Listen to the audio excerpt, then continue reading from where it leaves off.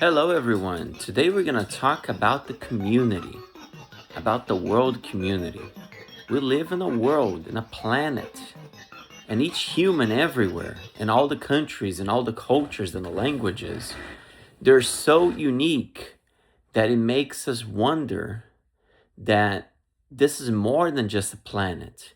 This is like a mini universe comprising of all sorts of things.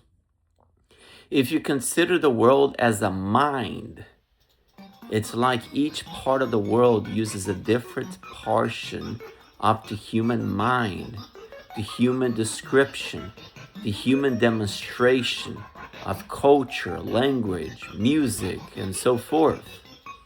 And as we see this here, we get an idea that when you put all of humanity together, you have the entire human mind describing everything about the human life, who we are, and what we're meant to be.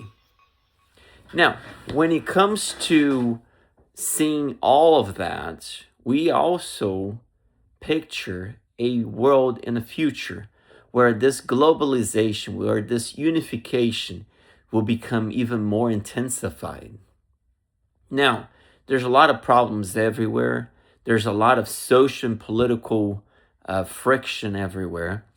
And this is probably a process of transformation that could lead us to a new era because every transition goes through several, like the human existence went through several phases, several ages.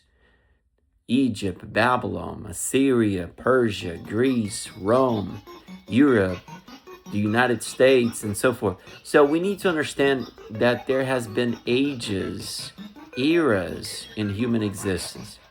And the future is unknown, of course. We don't know what's coming ahead of us. But I have a feeling that the future is globalization because things done in the other part of the world affects us instantly because we're no longer separated large distances because technology has brought all the world together. Another thing that I see lacking a lot in the world is philosophy because in the ancient times, philosophy was something routine. It was akin to science. It was the road to knowledge, the love for wisdom. And today in the world, we don't teach philosophy to children in school. People grow without the ability to communicate properly. And there's a lot of things that could be done that has not been done yet with regards to how philosophy can be applied to modern science. Because Aristotle in ancient Greece applied philosophy to their modern science, but we haven't done that yet. Not at the extent that I think it could be. And that's one area where we're lacking. Another area where we're lacking is, I would say, also related to philosophy, the lack of creativity. Because, imagine if people 30 years ago had access to all this technology. What would they have done with the technology, right? And now here we are with all this technology, and look at what we're doing. So, but at the same time, if you search it up on Google, you see all the creativity, you see all the apps people have created, you see all things that people have done. So there are things going on out there, isolated, spread around all the world. So there is creativity. It's just that in general, the general population seems a little off when it comes to innovation, creativity, and even skills or talents and so forth.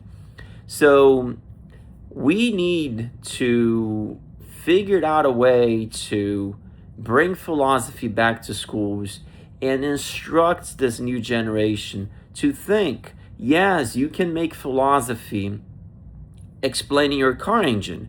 And you can even relate the car engine to the homeostasis of a human organism or the organism or any forms of life, I can see a different way to make philosophy. Because when I pick up a book on philosophy and I see the very same old ideas about emotions and about perception and about illusion, and sometimes you see philosophy about quantum physics and consciousness, but it seems repetitive. It doesn't seem to explain the theoretical, or explain the mathematics, or explain we learn physics nowadays without any philosophy.